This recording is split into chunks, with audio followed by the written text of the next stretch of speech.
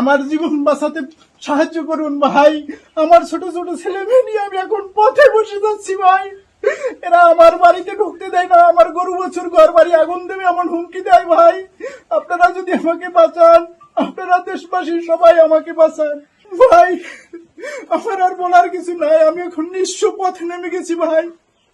আমার লক্ষ লক্ষ টাকা এনজিও থেকে লোন করা।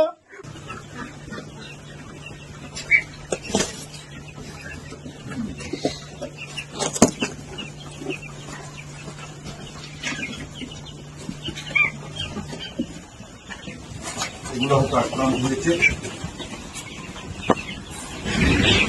পূর্বগুলোতে যেভাবে এই ঘটনা ঘটিয়েছে এমনটাই ধারণা এই পল্লীর যে মালিক কানু মোল্লা চাবল গ্রামে, তার পক্ষে এমনটাই আপনারা দেখতে পাচ্ছেন।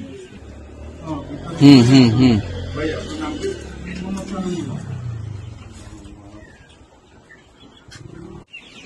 আমরা কথা বলবো তার সাথে। আগে আমি একটু ব্যবস্থা নাই। ইতিমধ্যে আপনারা শুনেছেন তিনি বলছিলেন যে চানমিয়া সাহেব বলছিলেন আমাদেরকে যে তথ্য দিয়েছিলেন, সেই তথ্য থেকে আমরা জেনেছি যে এইখানে যে মাছের যে ঘের করেছিলেন যে এই পতিত জমিটি ছিল।